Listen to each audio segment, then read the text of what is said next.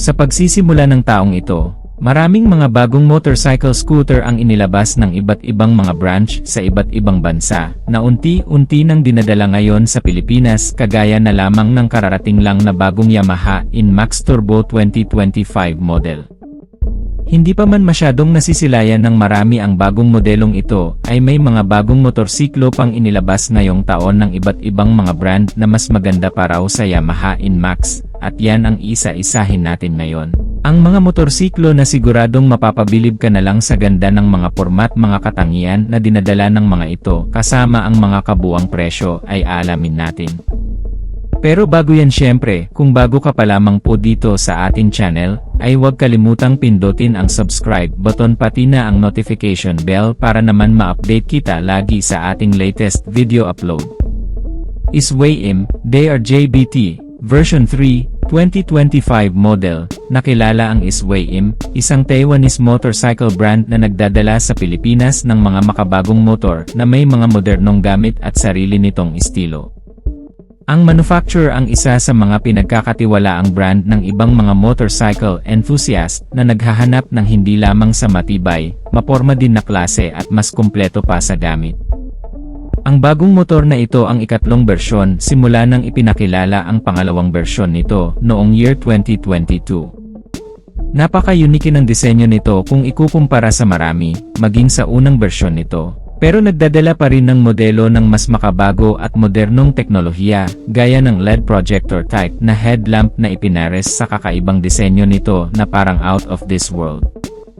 Meron itong TFT display instrument meter cluster na magbibigay ng malawak na impormasyon, access connectivity sa rider na makakagamit. Ang mas pinagandang motor ay nilagyan pa ng naka-naked handlebar, isang keyless ignition system at dalawang mga safety features gaya ng traction control at anti-lock braking system na naka-dual channel. Naka-all-LED lighting system mula sa harap at likod, at isang single-sided shock absorber sa likuran na may kasama pang coil spring. Malapad ang gulong nitong DRJ, isang signature nito para magbigay ng balance at magandang stability lalo na sa mga pakurbadang kalsada. Ang futuristic na katangian ay ipinares sa futuristic na itsura nito. Kaya sobrang compact talaga nito na pinapagana pa ng isang 160cc engine na may 4-stroke, 4 bulbs, liquid-cooled, at fuel-injected type na fuel supply. Kasama ang automatic type transmission na gumagawa ng 14.5 horsepower sa kada 8,000 RPM at 15.4 Nm of torque naman sa kada 6,500 RPM. May fuel tank capacity ito na 7.4 liters para bigyan ka ng mahabang biyahe sa fuel consumption na 45 km per liter. Ang kabuang bilis nito ay umaabot ng hanggang sa 120 km per hour. At bibigyan ka ng mas balance, komportableng biyahe sa pamamagitan ng magagandang suspensions, brakes, at tires na ikinabit sa modelong ito. Bukod pa riyan ay nilagyan din ito ng mga convenient features, gaya ng isang USB port charging system, mga console packet, at isang malawak na underseat compartment storage para sa mga gamit.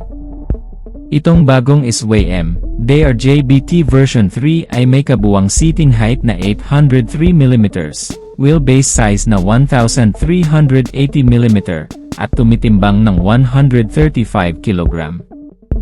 Originally made sa bansang Taiwan, ang motor at inilabas na sa iba't ibang bansa sa Asia.